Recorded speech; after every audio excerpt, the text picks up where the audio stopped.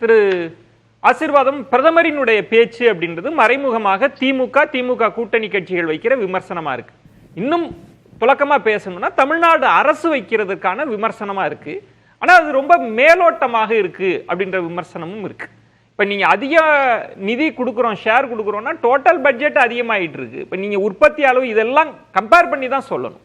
இப்ப அதை எடுத்து நீங்க பர்சன்டேஜ்ல சொல்றீங்களா? இப்ப திரு ப சிதம்பரம் அவர்கள் அந்த கேள்வியை கேட்கிறாங்க. மருத்துவ கல்வியை கையில் எடுக்கிறீங்க, நீட் இஷ்யூ எடுக்கிறாங்கன்னு நீங்க மருத்துவ கல்வி, அது தாய் வழி கல்வின்றது ஏற்கனவே ஆரம்பிக்கிற ஒன்று தான். அதுல நீங்க சமூக நீதி எப்படி பிரதிநிதித்துவப்படுத்துகிறோன்ற கேள்வி இருக்கு. தமிழ் லாங்குவேஜ்ன்றது மூன்றாவது மொழி பற்றி அவங்க பேசுறாங்க அப்படின்னா நீங்க கையெழுத்து போடுற இஷ்யூ வச்சு நீங்க அதை டைலூட் பண்றீங்கன்ற விமர்சனம் இருக்கு. 3 பெருசா எடுத்திருக்கீங்க பிரதானமா, ஆனா வலுவா வைக்கல பிரதமர் தனது பார்வையை கருத்துக்கள்னு சொல்றாங்க. வணக்கம் விஜயன்.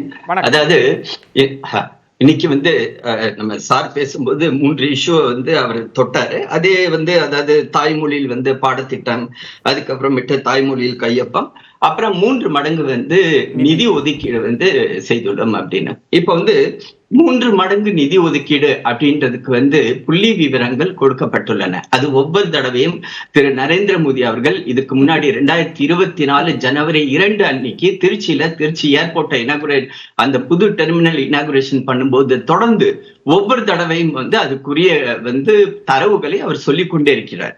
அதாவது பாத்தீங்கன்னா 2004 இருந்து 2014 வரை கொடுக்கப்பட்ட அந்த நிதி ஒதுக்கீடு 90,000 கோடின்றது இந்த 2014, 2024, 25 வரை 2,92,000 கோடி ரூபாய் வரை கூடுதலாக கொடுக்கப்பட்டுள்ளது. இப்ப உடனடியாக நம்ம நீங்களே சொன்னீங்க, திரு பி சிதம்பரம் அவர்கள் சொல்லுகிறார் அது ஜிடிபியோட கம்பேர் பண்ணி பண்ணணும் அப்படின்னு அவரு சொல்றாரு அப்படின்னு. நான் அந்த ட்வீட்டையும் நானும் பார்த்தேன். ஆக இதுல எப்படி பார்க்கணும் அப்படின்னா, நீங்க 10 வருடங்களாக மத்தியில் அங்கு UPA 1, UPA 2 2 ஆட்சிகளிலும் முக்கியமான அமைச்சரவைகளை பெற்றிருந்த காரணத்தினால் கூட உங்களால எதுவுமே வாங்கி கொடுக்க முடியல. நீங்க செஞ்சது தமிழே ஒரு இடம். நீங்க பேராசிரியர், உங்களுக்கு தெரியாததல்ல, எல்லாரும் திரும்ப திரும்ப கேட்பது நீங்க பர்சன்டேஜ்ல சொல்லுங்க.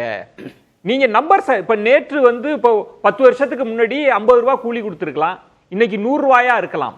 ஆனால் அது எவ்வளவு பர்சன்டேஜ் அப்படின்றப்பதான் நமக்கு துலக்கமானது தெரியும். இதுவரைக்கும் பர்சன்டேஜ் சொல்லாம நீங்க சொல்லிட்டு இருக்கீங்க.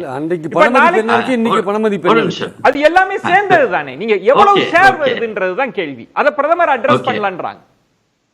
பிரியன் சார் ஒரு பத்திரிகையாளர், அடுத்ததாக திமுக சார்பாக பேசக்கூடியவர் ஒரு டாக்டர். ஒரு இந்த வார்த்தையை அப்ஜெக்ட் பண்றேன். இத பேசாதீங்க. நான் பேசுறது தப்பு இருந்தா சொல்லுங்க. சரி சரி, நான் பேசுறது கருத்து தப்பு இருந்தா சொல்லுங்க சார். என் கருத்தை மட்டும் பேசுங்க. இந்த மாதிரி பேசுனீங்கன்னா நீங்க ஆச்சாரியா இருக்கலாம், வேற யாரா இருக்கலாம், எனக்கு கவலை இல்ல. நான் சும்மா இருக்க மாட்டேன். இந்த மாதிரி பேச நான் பார்த்துக்க மாட்டேன். You have to correct yourself. You have to correct yourself. You correct. Priyan, otherwise I will not leave you. I will not leave you. Don't talk like this. என்னோட கருத்துல ஏதாவது தப்பு இருந்தா மறுங்க சார். நான் இதை விட மோசமான பல கட்டுரைகள் எழுதியிருக்கேன். என் கருத்தை சொல்றேன். கருத்தை மதிங்க. சும்மா அங்க உட்கார்ந்து பேசிட்டு இருக்காதீங்க. I will be very serious with you. நீங்க சீரியஸ் ஆக வேண்டாம், நான் இருக்கேன். I will be very serious with you. நான் உங்களை ஜென்டில்மேனா மதிக்கிறேன். நான் ஜென்டில்மேனா மதிக்கிறேன் உங்களை. நான் உங்களை மதிக்கிறேன். என்ன பாருங்க ப்ளீஸ். என்ன இருங்க பேசுறாரு. என் கருத்தை மறுக்கலாங்க. நான் திரு பிரியன் இல்ல இதெல்லாம் பேச்சு. அதாவது பதில் இல்லனா இப்படி பேசுவாங்க. பதில் இல்லனா இப்படி பேசுவாங்க. நான் என்ன சொல்றேன்னா கொஞ்சம் அமைதியா இருங்க. இல்ல பிரியன் கொஞ்சம் அமைதியா இருங்க. இதுல என்ன இல்ல பிரியன், நான் அதை நெறிப்படுத்திடுவேன். இப்போ ஒரு 4 நிமிஷத்தை நம்ம கடந்து ஓடிட்டோம். சார் அது கரெக்ட். தப்பு பேசுறாரு. நான் கரெக்ட் பண்றேன். தப்பா பேசுறாரு. நான் கரெக்ட் பண்றேன். ப்ளீஸ் மாற்று கருத்து கூடாதா? மாற்று கருத்து கூடாதா? நீங்க ஈல்ட் ஆயிட்டீங்க. உடனே முத்திர குத்துறீங்க. நீங்க ஈல்ட் ஆயிட்டீங்க அவருக்கு. அவர் விரித்த வலையில் விழுந்துட்டீர்கள். வலையில விழுறது முக்கியம் இல்ல சார். நேரம் எனக்கு முக்கியம்.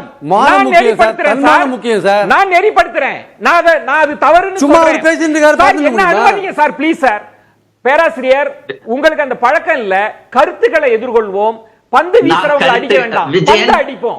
பந்து வீசுறவங்களை போய் அடிக்க வேண்டாம். ஒரு நிமிஷம். அதாவது விஜயன், நான் படித்த ஒரு பத்திரிகையாளர், திருச்சி சென்ட் ஜோசப்ஸ் கல்லூரியில ஜேர்னலிசம் ஸ்டூடெண்ட்.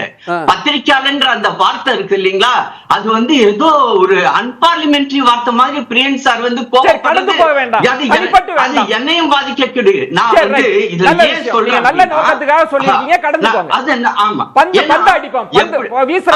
இப்ப வந்து ஒரு நிமிஷம் சார், ஒரு நிமிஷம். நீங்க அதாவது 2025 2026 தமிழ்நாடுடைய பட்ஜெட், நம்ம தங்கம் தென்னரசு பத்தி இப்ப சார் சொன்னார். அதுல வந்து நீங்க வந்து 2024 25 பட்ஜெட்ல நீங்க பாத்தீங்கன்னா நாங்க கூடுதலாக 11,000 கோடி ரூபாய் கூடுதலாக கொடுத்திருக்கிறோம். இது ஆன் ரெக்கார்ட், அவரே கொடுத்திருக்கிற பட்ஜெட் டாக்குமெண்ட்ல இருந்து நான் பேசுறேன். அதாவது டெவல்யூஷன்ல அவங்க எக்ஸ்பெக்ட் பண்ணது 49,000 கோடி ரூபாய், ஆனால் நாங்கள் கொடுத்தது 52,491 கோடி ரூபாய். அடுத்ததாக வளர்ச்சி சார்ந்த செலவினங்கள்ல வந்து அவங்களுக்கு 8,000 கோடி ரூபாய் கூடுதல் ஒதுக்கீடு, கிட்டத்தட்ட 11.5 கோடி ரூபாய் மத்திய அரசுல இருந்து கூடுதலாக கொடுத்ததை அவரே ஒத்துருக்கிறார். இன்னைக்கு வந்து நம்ம பேசணும் இல்லைங்களா, காரணம் இல்லாம திரு நரேந்திர மோடி அவர்கள் பேசல. அதாவது நீங்க சொன்னீங்க இல்லீங்களா 90,000 கோடின்னு நான் ஆரம்பிச்சேன், உடனடியாக நீங்க என்ன சொன்னீங்க, பெர்சன்டேஜ் வைஸ்ல நீங்க பேசுங்க, ஜிடிபி வைஸ் பேசுங்க அப்படின்னு.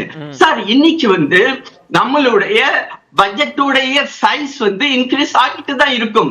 ஒரு காலத்துல வந்து 1,000 கோடி ரூபாயில ஆரம்பிச்ச சுதந்திரம் வாங்கின சமயத்துல இருந்தது, இப்ப 50 லட்சம் கோடி ரூபாய்க்கு போகுது. ஆனால் ப்ரொபோர்ஷனேட்லி நாங்கள் கூடுதலாக கொடுத்து கொண்டு வருகிறோம்ன்றதான் நாங்கள் வந்து எடுத்து சொல்லுகிறோம். சிக்கல் இருக்கு. ஒண்ணு உங்களுக்கு தெரியாதுல, பர்சன்டேஜா பேசுறதுல இப்ப ரெண்டு விஷயம் எடுத்துக்கலாம். இப்ப நீங்க அப்படி சொன்னீங்கன்னா இன்னும் ரொம்ப எக்ஸாக்டா கணக்கியல் நிபுணர்கள்லாம் புரிஞ்சுக்கிற மாதிரியான பேசுபவர் பிரதமர் அப்படி சொல்லி இருக்கலாம். இப்ப நிதியை தாண்டிய வருவமே, ஒரு மருத்துவ கல்வி விஷயம், நீட்டு விஷயம் பேசினா நீங்க வந்து தாய்மொழியில படிக்க வைங்க அப்படின்னு. உலகம் முழுவதுமே சில நாடுகள் வெற்றிகரமா செய்யறாங்க, சில நாடுகள்ல இப்ப பொறியெல்லாம் திரு பிரியன் சொன்ன மாதிரி இங்கிலீஷும் தமிழும் கலந்துதான் இருக்கிற பாடத்திட்டங்களை பார்க்க முடியுது. இப்ப தமிழ் மொழி 3வது மொழி, இந்தி வேண்டாம் அப்படின்னு ஒரு இஷ்யூவை கலப்பினா நீங்க இங்கிலீஷ்ல கையெழுத்து போடுறீங்களா அப்படின்னு மேலோட்டமாக பிரதமர் பேசுறாரு.